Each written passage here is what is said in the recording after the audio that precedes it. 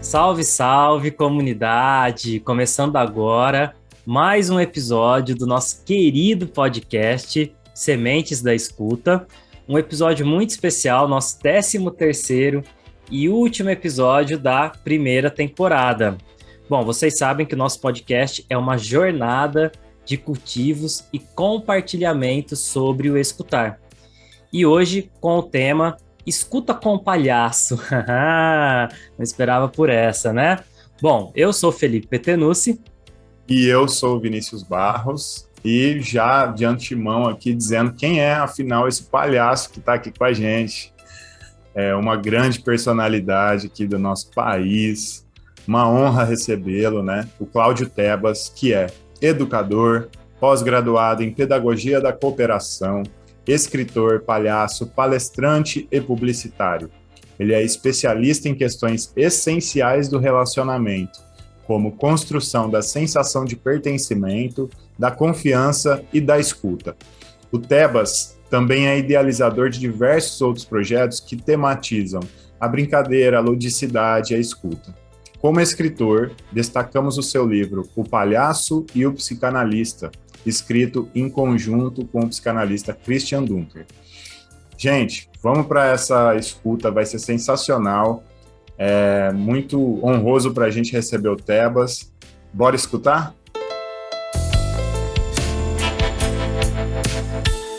Seja muito bem-vindo, nosso irmão. A gente está muito feliz com a sua presença aqui. E já começa dizendo para a gente quem é Cláudio Tebas.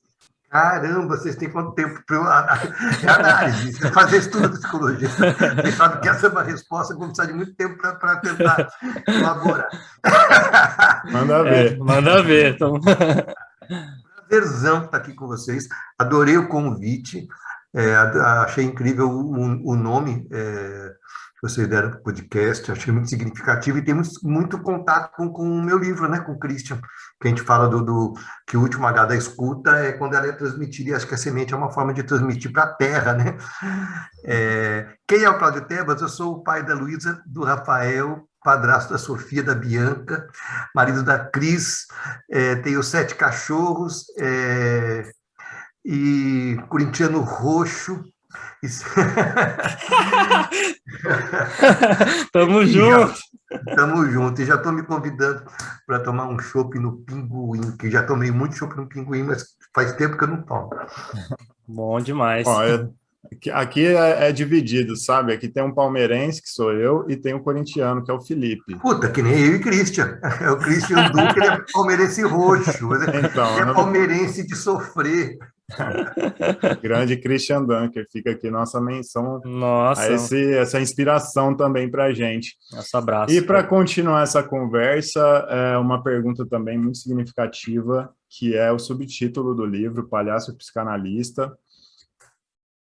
Tebas, como escutar os outros pode transformar vidas? Sei que também essa é uma pergunta gigante, mas vai lá. Olha, adorei a pergunta. Eu vou contar uma coisinha sobre o subtítulo. No começo ali, a gente estava... O nome, desde que a gente encontrou, a gente já sabia que seria esse. Agora, subtítulo. Eu tive muita dificuldade de aceitar qualquer subtítulo. Não teve nenhuma treta, nada disso. Mas internamente, foi uma treta interna. Porque todos os subtítulos que surgiam, eu achava que ficava parecendo um pouquinho autoajuda, assim, sabe? Mesmo esse. Depois eu me acostumei com ele, e o Christian foi muito fiel ao subtítulo. Foi ele que propôs, ou ele que ajudou a construir mais definitivamente. E ele falou, não, acredita. Hoje eu olho, e adorei a pergunta, porque eu olho para o subtítulo e não consigo imaginar o livro sem. Porque escutar os outros pode transformar vidas. Acredito profundamente nisso, porque vivo disso. Mas a gente vai aprofundar isso. Eu acho que ele pode transformar vidas se a gente não tiver a pretensão de transformar as vidas, porque senão ele não será escuta, será só arrogância, né? Acho que uma boa escuta mesmo, ela é a protagonista, não quem escuta. A boa escuta, ela acontece independente do escutador, ele é só um promotor para que aquilo aconteça. Então, acho que a escuta, ela pode transformar vidas porque coloca em contato a gente com a gente. Acho que é isso. Ah, que bacana. Tebas, eu estava falando aqui em off, mas também queria falar aqui para todo mundo que vai escutar a gente, nossos escutadores, que eu recebi de presente o livro Palhaço e Psicanalista do Vinícius, quando a gente foi começar o podcast. Então, é a minha principal inspiração. Aliás, a gente entrevistou já uma outra inspiração nossa, que é o Lugar de Escuta, que é um lugar de encontro de homens para discutir masculinidade aqui em Ribeirão também, do Fausto, nosso grande amigo. E assim, eu fiquei encantado com o livro, eu li praticamente numa tacada só o livro, e eu estava te dizendo como ele mudou a forma como acontece os meus encontros, porque eu acho que essa escuta que é proposta, né, no livro, se trata de encontros, que é algo que a gente faz o tempo todo, e é uma coisa importante a gente buscar essa coletividade, creio eu, né, num mundo tão individualista como a gente está vivendo. E eu gostei muito dessa sua última resposta, eu queria emendar, então, dentro desse contexto de só muda a vida se a gente não tiver a pretensão de mudar, e te perguntar por que que o lúdico, a brincadeira, que é uma coisa que eu sou tão aficionado também, Vinícius sabe, eu gosto da coisa de estar fazendo piada, dos jogos, e eu percebo que muitas vezes esse lúdico, ele é visto com desconforto em alguns lugares, principalmente com maior hierarquia. Então, você não pode dar risada quando está acontecendo ali um ritual religioso, você não pode dar risada numa entrevista de emprego, principalmente onde há a importância dessa relação de poder, né? E eu achei muito interessante que no livro vai construindo essa escuta promovida pelo palhaço, que é uma figura marginal, e se fala ali da escuta como um lugar que só é possível ser construído estando fora dessa busca pelo poder, né? Então, eu queria saber por que esse lúdico, essa brincadeira gera tanto desconforto na nossa sociedade, e em algumas esferas um pouco mais. Acho que isso são muitas coisas que eu peço para vocês me ajudarem a construir a resposta. Quando você fala do impacto do livro, me dá uma enorme felicidade, e saibam que a partir das escutas que a gente tem feito com as pessoas que têm lido o livro, quando eu digo a gente, porque eu converso com o Christian sobre isso, né? Não estou falando desse agente secreto, né? A partir do que a gente tem escutado, da forma como as pessoas leem o livro, a gente relê o livro às vezes e a gente se desconhece, o que é interessante. Assim, caraca, não lembrava disso. Ou, nossa, essa pessoa viu uma coisa que é muito mais interessante do que a gente supôs que estava colocando ali. Então, ele continua em construção, o livro, sabe? Através dos olhares de quem lê. Acho que todo livro deve ser um pouco assim. Acho que me dá vontade de responder separando um pouquinho, embora seja primo e irmão, o riso da ludicidade. O riso ele é uma ameaça ao poder, né? Desde sempre.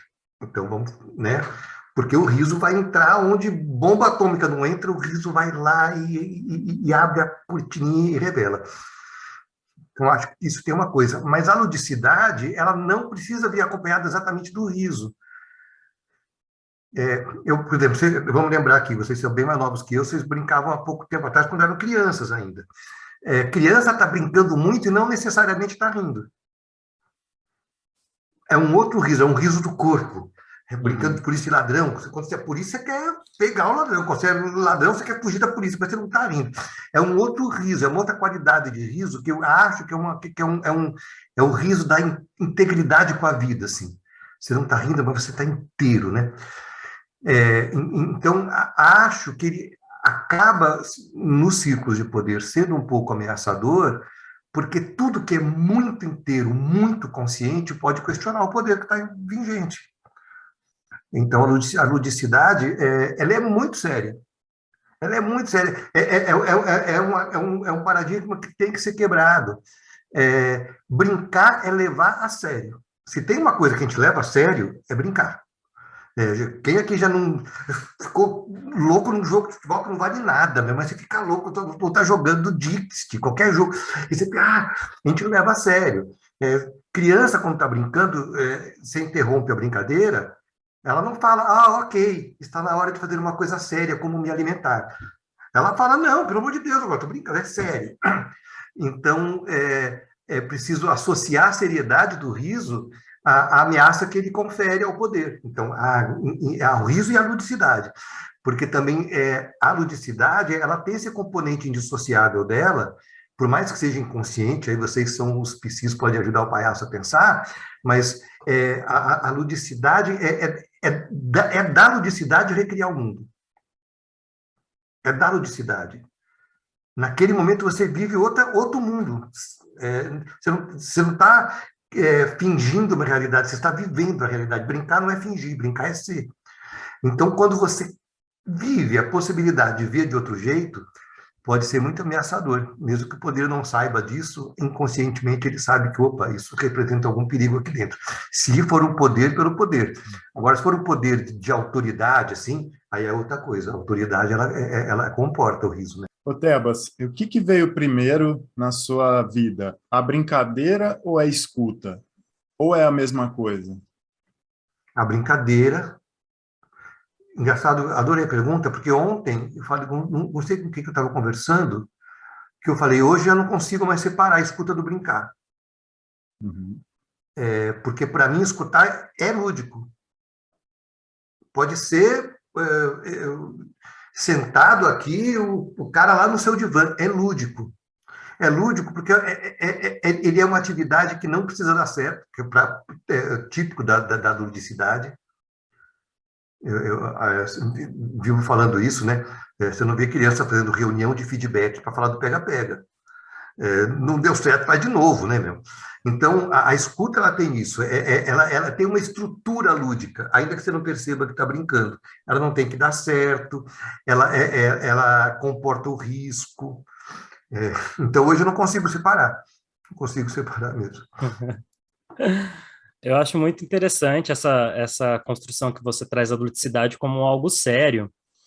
E é muito sério mesmo, e eu acho que a partir do lúdico é possível construir uma outra forma de relação, né? Eu lembro, assim, do livro Palhaço Psicanalista, do primeiro a gente brinca, depois a gente vira amigo, que você escreveu lá, que é uma história muito bacana, depois se você quiser contá-la melhor, mas pelo que eu me lembro, você estava numa escola, né, que tinha adotado um dos seus livros para ler com as crianças, e aí você se apresentou e perguntou se alguém queria falar alguma coisa, e um menininho muito corajoso vai lá e fala, a gente pode brincar primeiro?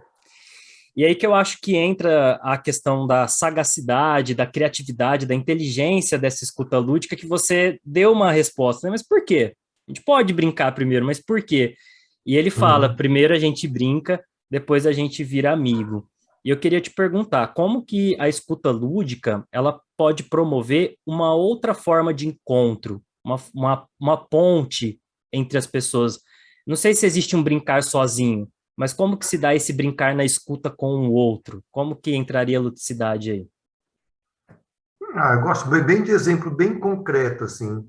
E eu faço muito evento corporativo, é o que gera os recursos para que eu possa fazer tudo que não envolve dinheiro. Outro dia eu fiz uma conta, 90% das coisas que eu faço não envolve trocas por dinheiro. Então eu preciso que as trocas por dinheiro sejam bem remuneradas para eu poder fazer todo o resto. Uhum. Então, vou te dar um exemplo corporativo. Quando você está num auditório, e eu gosto de plateião, agora vai começar a voltar a ser presencial, né? Para mim foi bem desafiador esse negócio que a gente está fazendo aqui, Zoom e tal. Mas quando você está num auditório e você dá uma brincadeira, e quanto mais inesperada a brincadeira, mais potente ela será, porque não dá tempo dos anticorpos, socorro, isso não agirem.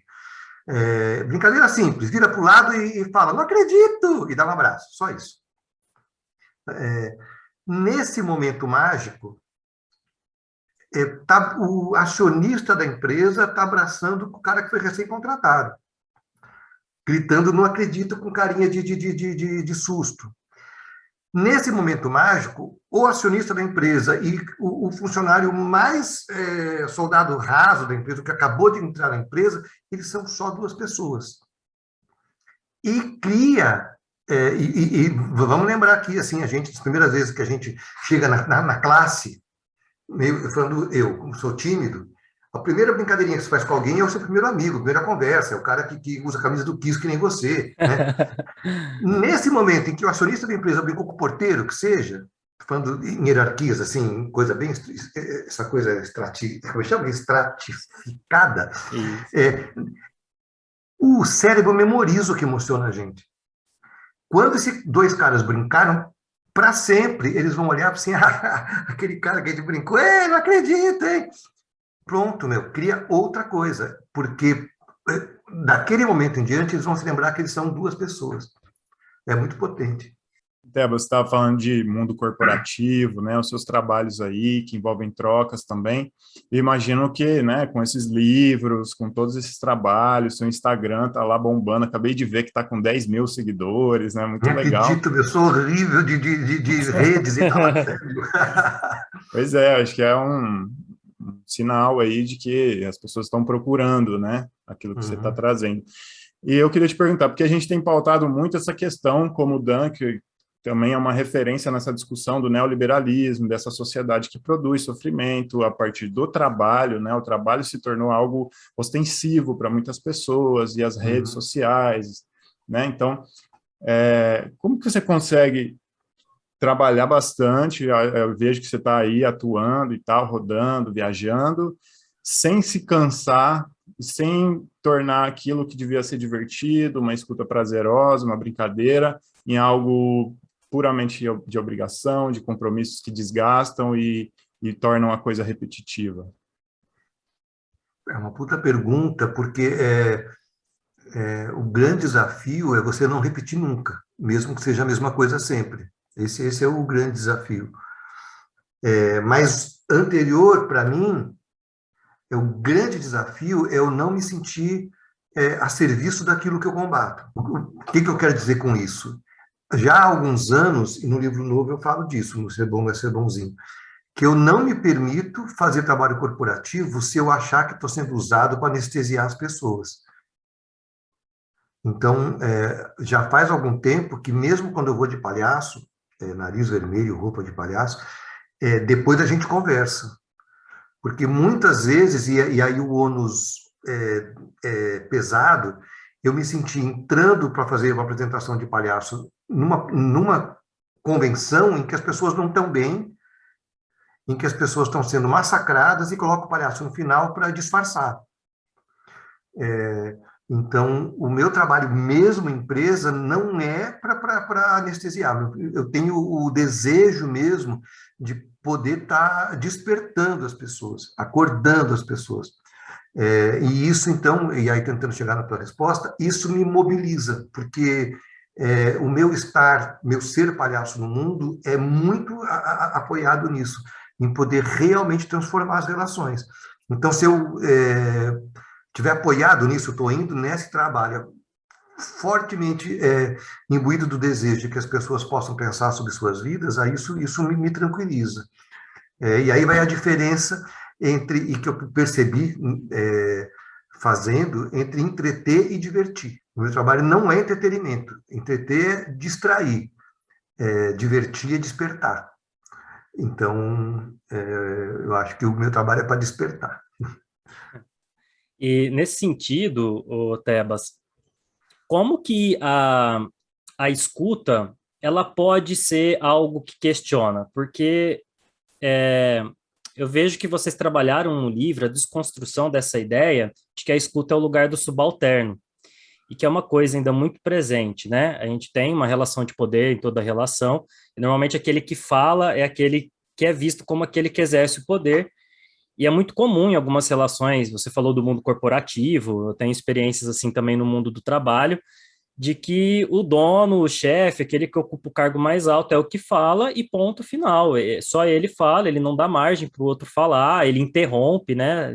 Essas interrupções sucessivas e tudo mais.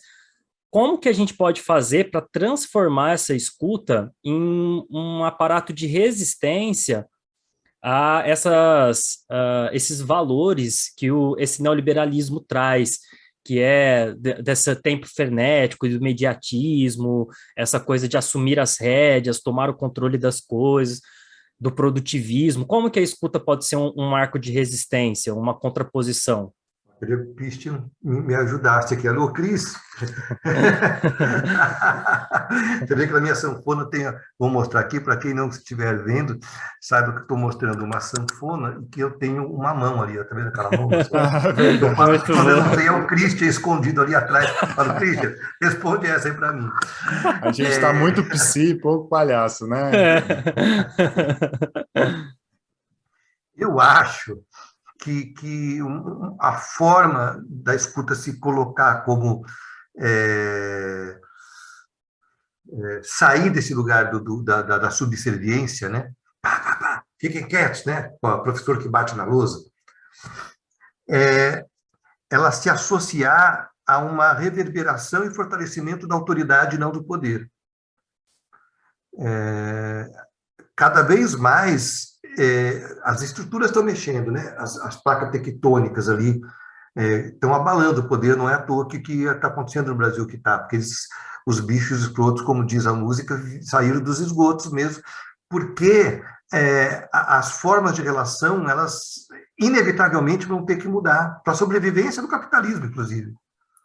Elas vão ter que mudar. Então, e para mudar, vai ter que sair essa estrutura de poder que é tão fácil de combater, porque é duro, e tudo que é muito duro é fácil de quebrar, né? E por mais que dê trabalho, por outra forma de se relacionar, que é através da autoridade. E a autoridade, ela tem, pela natureza dela, ter tanta firmeza em si, que é capaz de escutar. A autoridade, ela confia. Então, um líder escutador, por exemplo, ao contrário de um líder que é só apoiado no poder, ele troca, e o Christian fala isso lindamente, ele tem a habilidade de trocar um ambiente de culpa por um ambiente de responsabilidade. E se queremos que todos aqui se engajem, todos têm que se sentir implicados e responsáveis no que se precisa fazer para esse grupo. E isso é a autoridade que emana, não é o poder. O poder é surdo e centralizador. O poder não pode dividir responsabilidades, então ele trabalha no modo de culpa, porque se ele dividir responsabilidade, ele supõe que se enfraquece, e se enfraquece como poder, mas se fortalece como autoridade. A autoridade, ela deriva de duas coisas, assim, uma é de autoria. Então, um grupo, vocês trabalharam, acho que você, Felipe, falou de corporativo, sim, é o top 10 das reuniões de briefing, queríamos que as pessoas trabalhassem aqui como se fossem donas, né? Então, distribui a responsabilidade, faz com que todo mundo se sinta responsável pelo resultado, todo mundo se sinta engajado, que saiba os porquês. Isso a autoridade é que faz, porque a autoridade deriva de autoria, e a autoridade deriva de autonomia, né? Então, a escuta, ela fortalece o grupo e ajuda a diluir o poder quando ela é atribuída a quem está lá em cima como autoridade. Legal. Tebas, tem também essa coisa do se surpreender, né? Manter esse espanto com o mundo, com as coisas. A atenção, tem uma metáfora muito legal que é de quando uma mãe leva a criança na escola, a mãe só pensa em chegar, mas a criança ela está brincando de pular na calçada e tal. E também essa visão, né, estereotipada que a gente tem do palhaço como alguém ingênuo, bobo. Por que é importante a gente manter essa capacidade de se surpreender, inclusive com nós mesmos, né? De encontrar o nosso ridículo. Por que é tão importante isso? Caraca, tô amando o papo, cara, a tua pergunta. Essa coisa da diferença entre a mãe ou o pai e a criança indo para a escola, ela é muito potente para a gente repensar sobre o estar aqui na vida, meu. A vida é feita de caminho, porque em empresa, de novo, é a mesma coisa. Os caras pensam tanto na meta que não vivem o percurso, né? Estar no percurso implica em você estar sujeito à chuva, ao sol, ao barranco, né? É estar mesmo no caminho, porque aí a gente vai voltar para a responsabilidade ou para a culpa. Você pode colocar a culpa da chuva que caiu, desbarrancou tudo, ou você pode se responsabilizar que eu faço com esse barro do caminho. vou comprar um 4x4, vou subir a pé, o que eu faço? Então, estar no caminho significa você estar em contato com a vida. E a hora que você entra em contato com a vida, você vai perceber que o caminho não é feito com o seu pé. O caminho é feito com o seu pé junto com o pé de quem você vai encontrar. É no encontro que acontece alguma coisa. É no encontro com a pedrinha, no encontro com a árvore, no encontro com alguém. Então, a gente tem que estar aberto aos encontros. E aí, para se abrir aos encontros, a gente tem que lembrar que a gente vai morrer, né? A gente vai morrer. E então, a hora de encontrar com o outro é agora, porque a gente não sabe como é que é amanhã. E aí a gente vai falar do ridículo. O que é ridículo? Talvez ridículo seja não viver o caminho, os convites do caminho.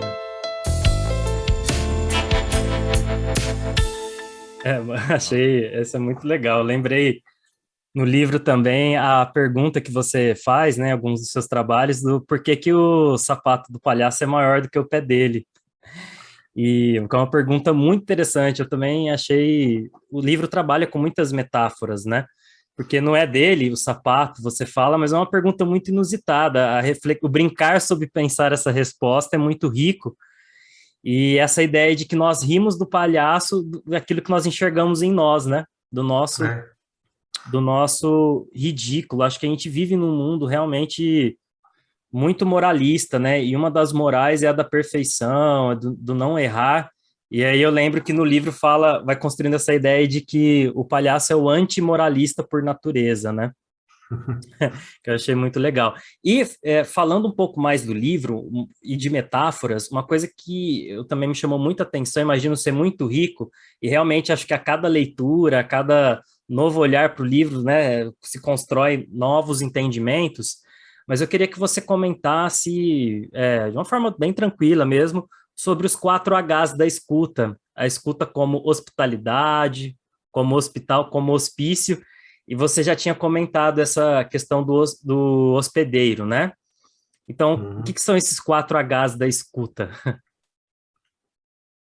A gente vive numa sociedade tão competitiva, mas tão competitiva, que o nosso parâmetro de melhoria pessoal é a perfeição.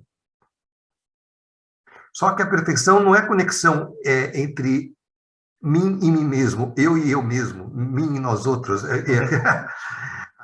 O desejo da perfeição visa atender um desejo externo, ser melhor que alguém ou ser tão bom quanto alguém.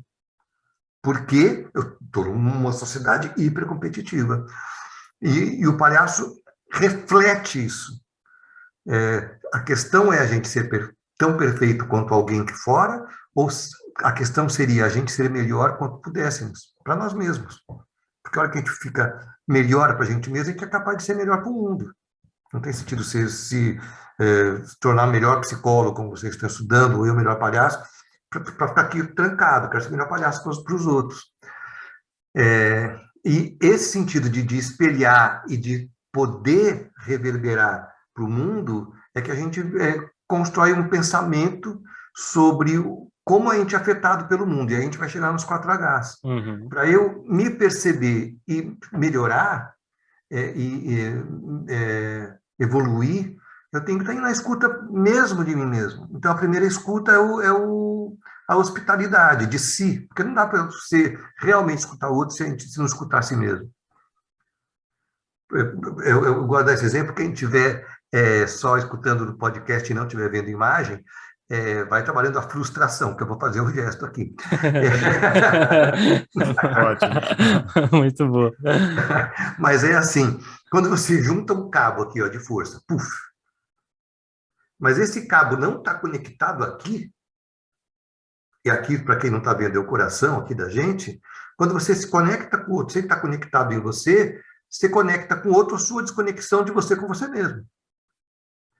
Então, o primeiro H da escuta passa por você ser hospedeiro de você, para poder hospitalar, hospitaleiro com você, para poder ser hospitaleiro com o outro. Outro dia me perguntaram assim, mas essa coisa de oferecer a casa para o outro, que né, você ser um bom anfitrião é oferecer a casa. Não é passividade? Me perguntaram isso outro dia.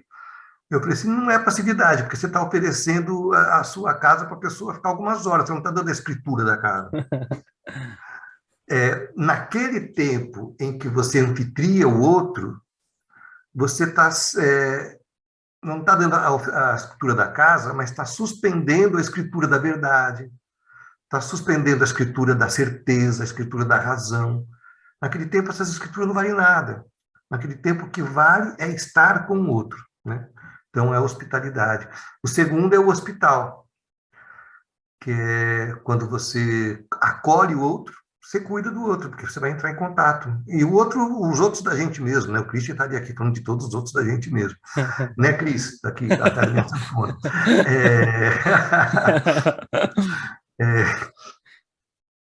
Cuidar, e quero escutar vocês como psi, cuidar não é dar solução para o outro. Olha, faz assim, viu? Se eu fosse você, né? Cuidar é dar espaço para que o outro repouse. E repousando, e se você colocar ali medicinalmente algumas perguntas, não a pergunta da Inquisição, por que você fez isso? Isso não é cuidar. Mas a pergunta que ajude a pessoa a refletir sobre si, quem vai cuidar dela é ela mesma. Na hora que ela se escuta, ela se cuida. Então, o primeiro H é da hospitalidade, o segundo do hospital e o terceiro do hospício, que é quando você acolhe e cuida, a pessoa se sente encorajada a trazer o que estava escondido, a sua loucura. O Christian fala do perigo desse momento, que a gente não se misturar na loucura do outro, que se pense antes de ir dar um passo à frente, porque quem aqui já não ficou triste porque o outro está triste, aí você já vira... Então, como é que você consegue se distanciar, mas, ao mesmo tempo, criar espaço para que a sombra venha, né? Aquilo que as necessidades profundas que a gente não é capaz de verbalizar, venham à tona.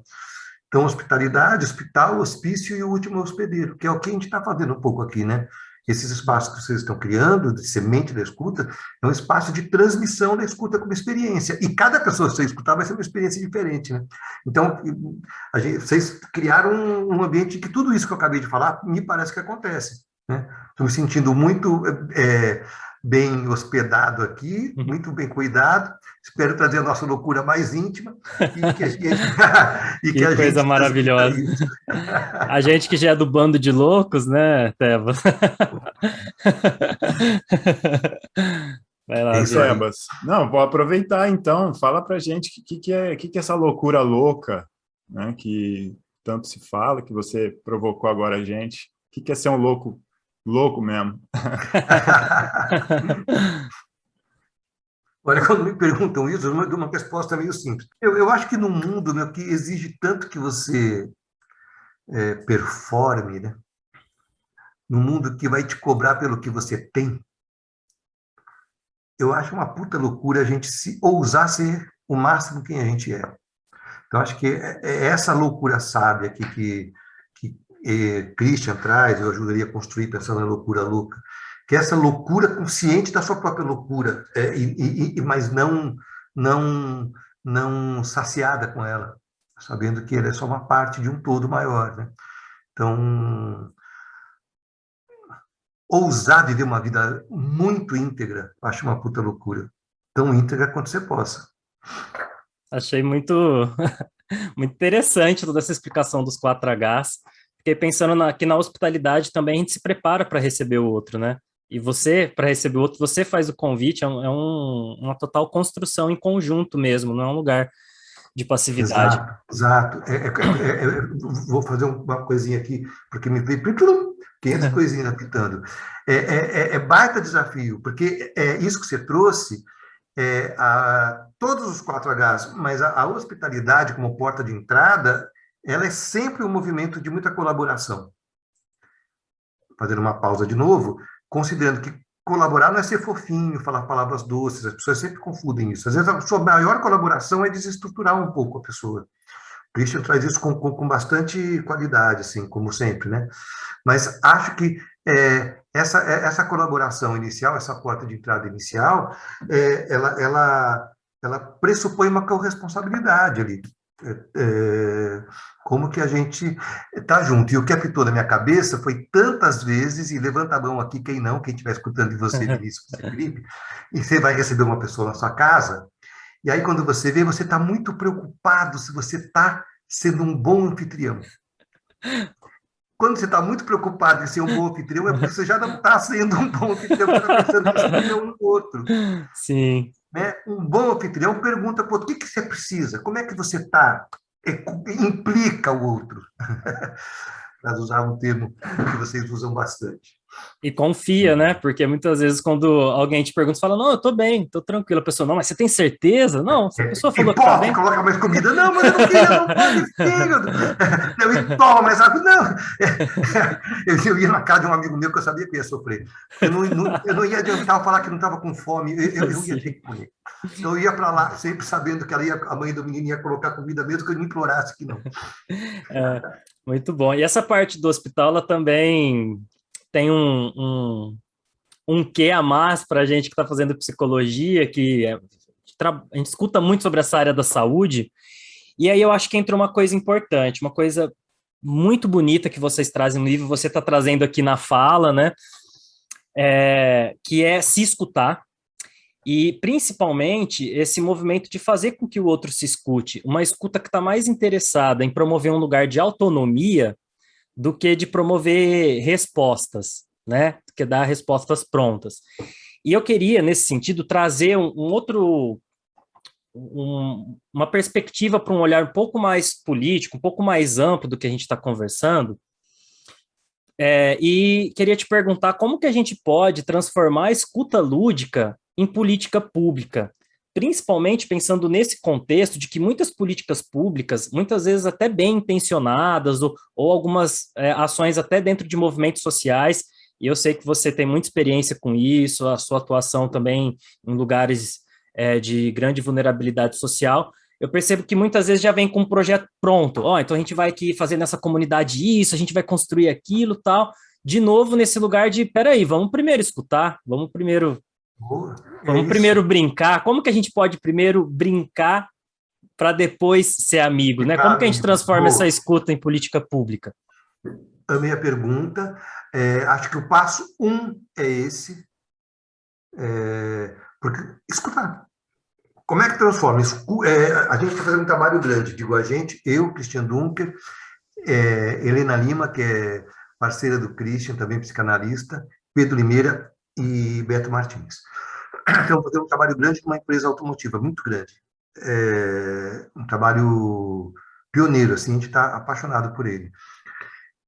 Por que eu estou falando desse trabalho? Porque ele é apoiado em 3 pilares.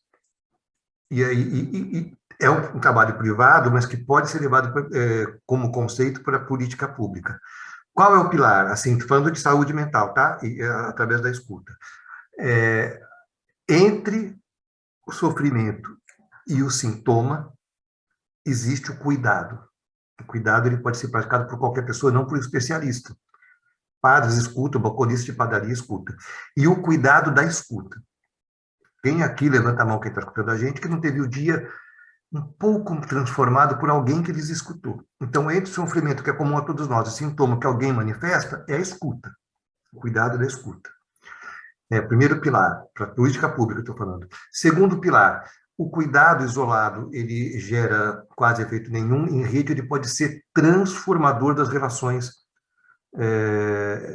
sociais e um enorme fator de alívio da pressão sobre as questões de saúde pública mesmo. Não tem psicólogo e psiquiatra suficiente para dar conta. Então, cuidado é comum a todos nós em rede. E aí o principal, que acho que é o que você trouxe agora, respeito ao território.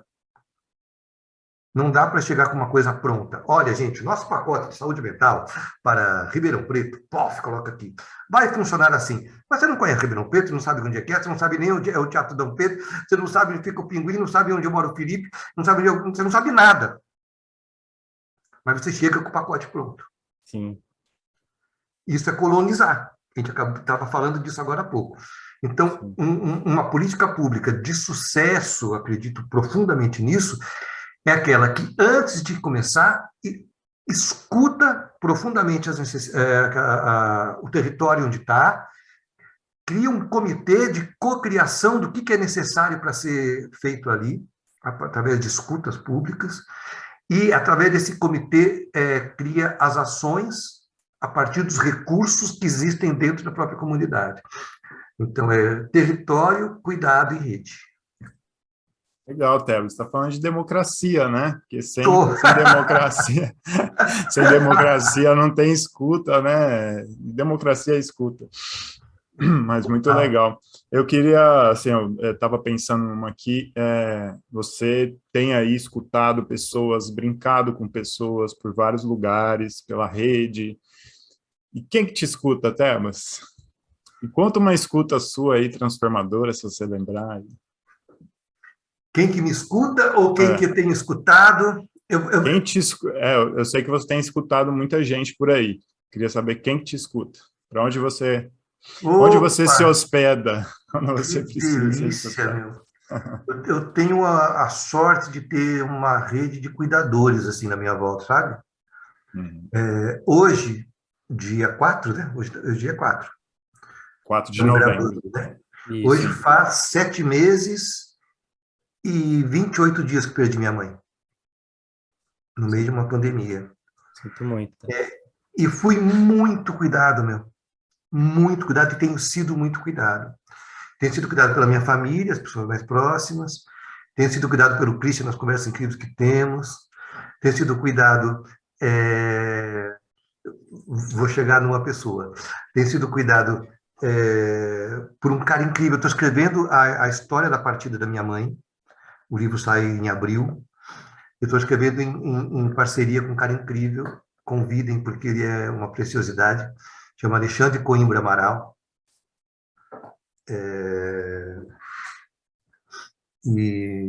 Então, tenho sido cuidado nessas conversas. Mas eu vou trazer um cuidado muito especial para vocês. Quando começou a pandemia, eu fui convidado pela Patrícia da Sidewalk Talk, Conversas na Calçada, um movimento que acontece no mundo todo, para criar uma forma de escutar as pessoas com mais de 60 anos, porque eram as que ficariam mais confinadas. Estamos falando de junho, estamos falando de maio de 2020. Percebeu-se que as pessoas com mais de 60 anos não poderiam sair de casa. E foram muito impactadas. E aí a gente criou um movimento que chama 60 e Escuta. 60 de idade, 60 de sentar, né? Uma brincadeira. Maravilha.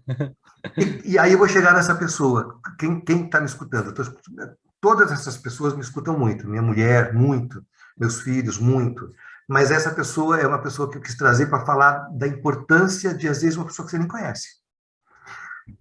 Criamos um projeto 60 e Escuta, deu 2 meses, me ligaram lá do projeto, assim, olha, as filhas da dona Eunice, estou trazendo o nome que vocês não vão conhecê-la, disseram que ela foi no médico, está com crise de ansiedade, por estar muito trancada em casa, e liguei para a dona Eunice.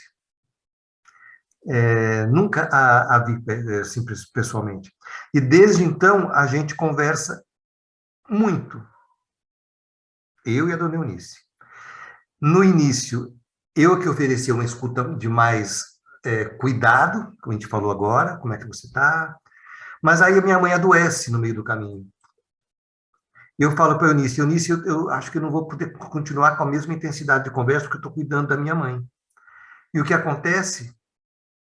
A Eunice passa a me ligar para ela cuidar de mim. Pois, hein? Né? Então, eu fiquei aqui, ó, arrepiado. Sim. Porque nessa trajetória, com a dona Eunice, acontece profundamente o que a gente escreveu ali no livro. Da hospitalidade, do hospital, do hospício, porque a gente já trocou muitas das nossas loucuras, e da possibilidade da escuta transitar, porque ela foi hospedeira da escuta que eu ofereci para ela. Poxa, Que muito maravilha, que maravilha. Muito lindo mesmo. emocionante, nossos sentimentos para você, mas Obrigado. sei que lembro do Spinoza, que ele fala dos encontros, e a gente, nos momentos de alegria e de tristeza, a gente consegue, enfim, produzir potências que acabam sendo importantes para a nossa existência. Tenho certeza que isso está como você falou, você já é um desses multiplicadores da escuta. E eu queria falar também de como a gente pode romper com uma visão estrita de escuta e alargar mesmo essa ideia do que é escutar. A gente está falando muito da escuta lúdica, eu acho que o lúdico trabalha muito com a ideia do simbólico, né? E eu lembro também, assisti não há muito tempo o filme que conta a história da Nise da Silveira, e o trabalho que ela fazia dentro de um hospital psiquiátrico, né, um trabalho revolucionário, de promover outras formas de escuta com pacientes que tinham esquizofrenia, enfim, outras condições mentais, e promover uma escuta pelo simbólico. E aí a escuta ela ganha uma outra dimensão, é escutar como o outro brinca, é escutar como o outro se silencia, é muitas vezes escutar como o outro lida com uma tristeza, essas escutas que também são muito importantes. E eu queria que você comentasse como que a gente pode entender essa noção de escuta de uma forma mais ampla, realmente rompendo essa ideia de uma escuta só pela fala, né? Ah, acho que se a gente conseguir é, começar a focar na educação mesmo, levanta a mão aqui de novo. Quem aqui na escola foi educado a escutar o que você sente, nomear o que você sente, falar sobre o que você sente, né? A gente não foi educado a isso. Então, acho que se a gente começar a educar, a gente vai criar muito rapidamente uma geração mais habilitada a compreender a escuta, não como uma escuta dirigida apenas aos nossos ouvidos, mas a escuta mais ampla. E isso tem a ver com ludicidade. Quando a gente está brincando, quando a gente está nesse estado de conexão cabeça-coração, corpo, alma e espírito, a gente está escutando tudo que a pessoa está trazendo. A palavra é só uma portadora da pessoa até você. Não é a palavra porta, é como a pessoa fala a palavra porta que importa, como ela se importa. Então, isso é uma atividade lúdica, esse desvendar, esse perceber, reconhecer o silêncio, reconhecer o corpo, validar os sinais que você percebe emitidos pela expressão corporal do outro. Isso a gente nunca aprendeu. Nunca teve jogo para você tentar. Na escola, imagina quanto jogo dá para fazer. A gente queria inventar agora, dá 10 minutinhos, a gente queria 30 jogos de brincar. O que é que o Felipe está querendo dizer com esse movimento? Ah, tá isso e aquilo, né? Então, a gente já está indo para um campo de investigação lúdica. Do simbólico, quando você aplica isso conscientemente, então, eu vou criar um jogo conscientemente, e eu trabalho com jogo, né? É o meu veículo de andar no mundo. Quando você aplica, e é bom, vocês vão saber falar muito melhor que eu, mas quando você coloca um jogo para que seja vivido, a gente tem o distanciamento da realidade para a gente conseguir ver a realidade por outro ângulo. O jogo ele cria uma perspectiva para você ver a realidade. Isso é escuta lúdica. Eu estava vendo, né, no seu Instagram, e está escrito lá, entre outras coisas, que você é o fundador da LEC, que é o Laboratório de Escuta e Convivência. Eu queria saber o que que é, e queria também saber o que que é, o que que são as Forças Amadas. Eu queria te perguntar se você é um soldado do amor. É isso? Que delícia! Ótimo! Boa! Adorei. Adorei ser o soldado e me coloca quanto mais raso, melhor. Porque aí eu fico quase fora do exército. e sem poder. Acho que gostei do soldado porque ele é desprovido de poder, né? Então ele é muito próximo do bobo da corte, né? Ele está lá, mas não está muito. E as Forças Armadas, quem deu esse nome que eu amo, foi Paulo Federal. O nome dele de palhaço é Adão, Palhaço Adão. O que prova que Adão é o primeiro palhaço do mundo. E a gente trabalha, eu, Paulo Federal e Álvaro Lages, agora faz tempo que a gente não tem missão, mas a gente trabalha onde tem encrenca, assim, seja de catástrofe, clima, ou catástrofe social, a gente vai lá para tentar promover um ambiente de ludicidade, escuta e transformação. E o LEC, Laboratório de Escuta e Convivência, é a minha empresa. Bacana. É um laboratório porque a gente acredita que a gente aprende na troca. E escuta e convivência é o motriz da empresa. Legal. Eu acabo ficando muito empolgado na escuta e deixo, às vezes, algumas coisas passar. Você falou para a gente convidar o Alexandre, e a gente vai querer, sim, contato depois. Te passo Você, aqui, a vocês gente... vão amar, tanto ele quanto o Cris. As Então, agendas dos caras é uma loucura, mas os caras são preciosíssimos. Aliás, ele está tendo uma live do Alexandre, ele escreveu um prefácio de um livro lindo sobre luto, que bacana. e acho que a live está tendo agora, depois saindo, talvez a gente pegue um pouquinho da live. Alexandre Coimbra Amaral. Olha que bacana. Legal. Eu queria então pegar justo esse gancho. O Vinícius também. Vinícius, você está trazendo também o Dunker sempre aqui para nossa conversa, e ele faz um trabalho muito legal de divulgação, de acesso à psicanálise, que ainda é algo muito elitizado, né, no nosso país. Eu acho que a atuação do Dunker de tentar tornar esse acesso mais democrático algo fantástico, também é uma política pública, também é transformador, assim como o trabalho que vocês estão fazendo juntos na questão da escuta. O livro está aí transformando muitas relações, eu mesmo já relatei a minha experiência.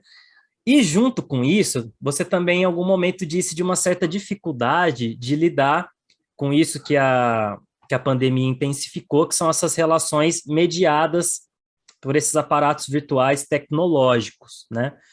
Então, pensando no âmbito da escuta, eu queria te perguntar como a tecnologia pode potencializar ou, enfim, trazer de alguma outra forma elementos importantes da escuta e quais são os desafios de se promover esses encontros e essa escuta lúdica a partir desses instrumentos. Você acabou de relatar também algo muito que nos emocionou também, dessa escuta que você está fazendo, que foi durante a pandemia, né? Uhum. Então, queria que você comentasse sobre isso. O que a tecnologia pode contribuir, o que ela traz de desafios para a escuta? Beleza. Olha, desde que começou a pandemia, eu, Álvaro Lages, Rodrigo Geribello e Mauro Fantini, anota os nomes, porque são pessoas que vocês vão amar entrevistar, são os amores. Eu, Álvaro Lages, Rodrigo Geribello e Mauro Fantini. Tá tudo gravado. Vamos, Boa, depois eu boa. vou voltar na hora de editar e... Boa, boa. A gente fundou o Esquadrão Anti-Zoom, que, como é todos palhaços, a gente ama o Zoom, a gente não gosta a gente não gosta do Teams.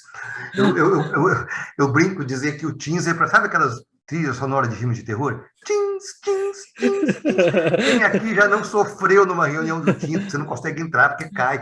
E, mas a gente ama o Zoom.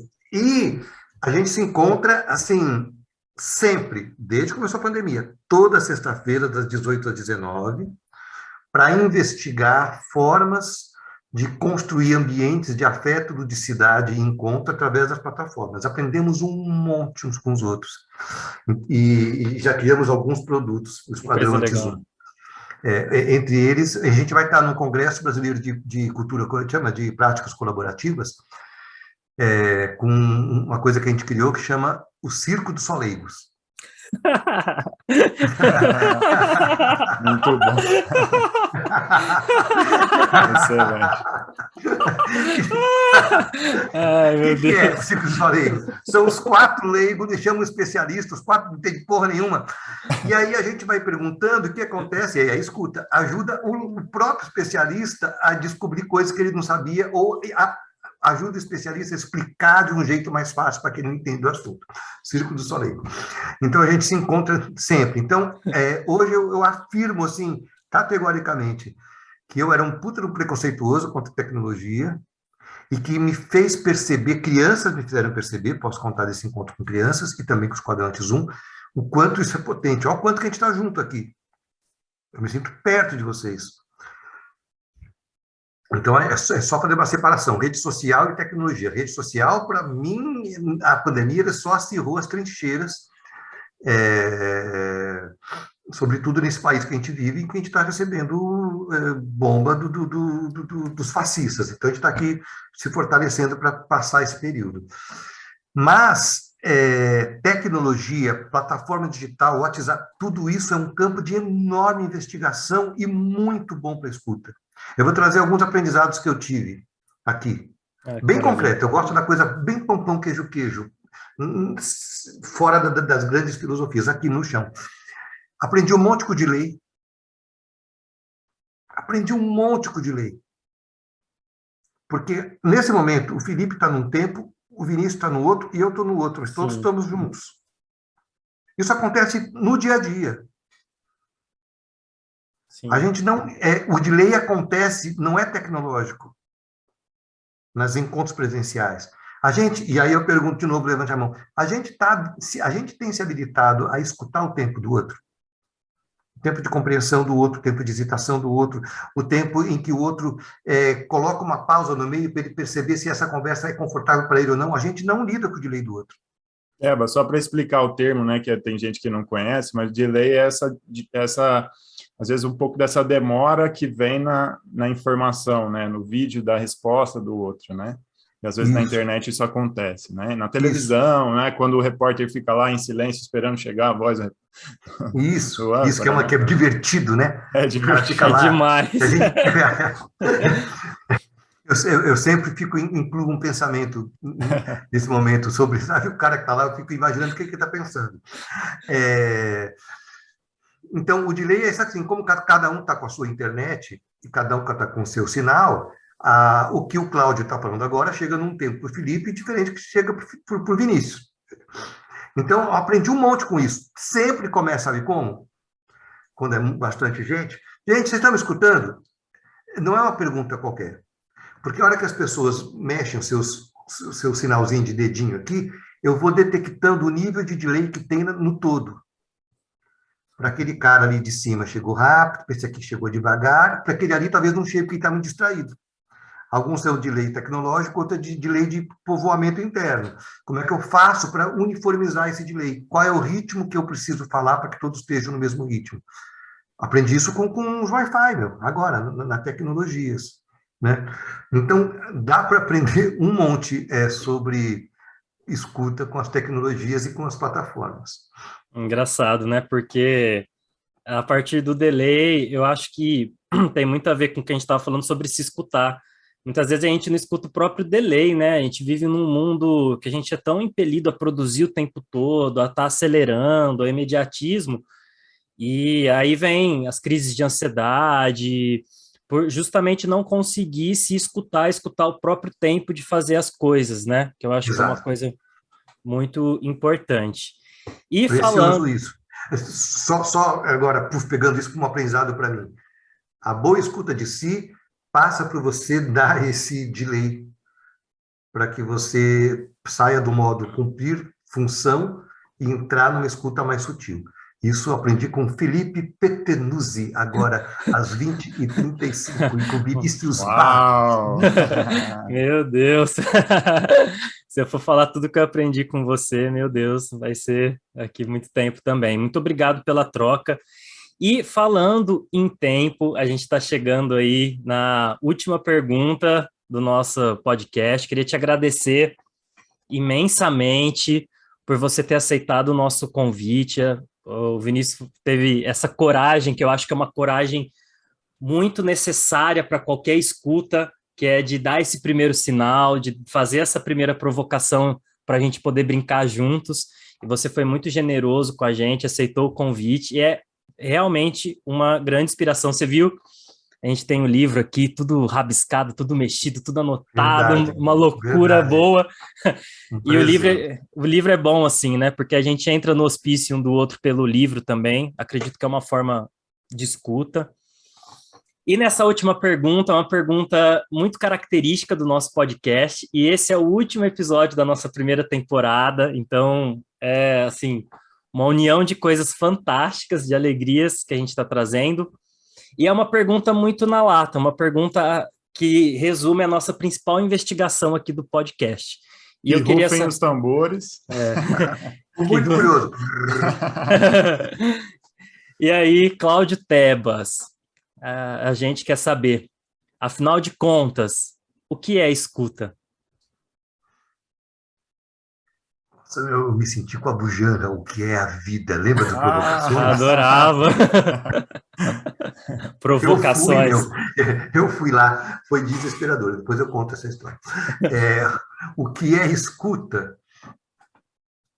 Às 20h37, estou com vontade de falar que escutar perceber os sussurros do caminho. Assim. Tem um sussurro aqui. Se você escutar o sussurro, talvez alguma coisa aconteça. Então, falar igual uma Bruna, dá um abraço aqui, que é a única coisa sincera desse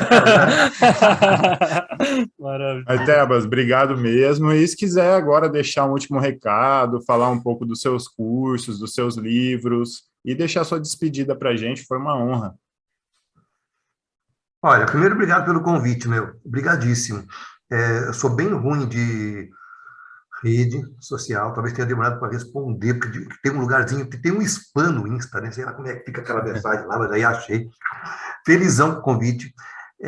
Vim com muita felicidade, porque essas iniciativas como a de vocês são muito transformadoras. A gente não vai transformar o mundo sozinho, a gente tem que costurar essa rede. Então, eu vim aqui com agulha e linha na mão para puxar vocês para a minha rede, vocês para de vocês, que delícia. A gente fazer essa trama mesmo. Maravilha. Estou mesmo junto, à disposição para o que for possível. Quem quiser me encontrar é no Insta, @Cláudio Tebas, Tebas com TH, Cláudio Tebas. Eu vou contar uma coisa. Quando eu aprendi a mexer no Facebook, eu soube que ele estava mais obsoleto. Eu pensei, agora que eu aprendi a mexer no Facebook, como é que mexe no Insta? Então, eu estou aprendendo. O Facebook é a mesma coisa. Cláudio Tebas. Adorei o papo, adorei muito o papo. Estou junto porque deve Gente, que maravilha! Encerramos mais um episódio, nosso 13º, que também marca o fim da nossa primeira temporada.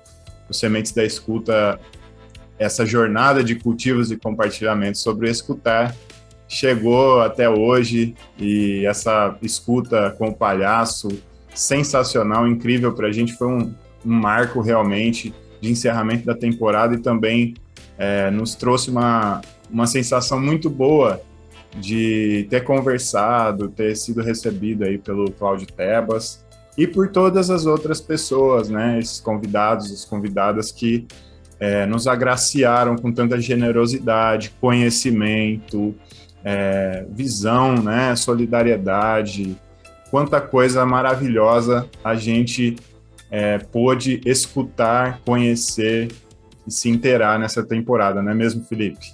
Sim, eu fico também muito feliz com quantos encontros potentes a gente teve aqui, né? E a oportunidade de fazer esses saberes juntos, compartilhar.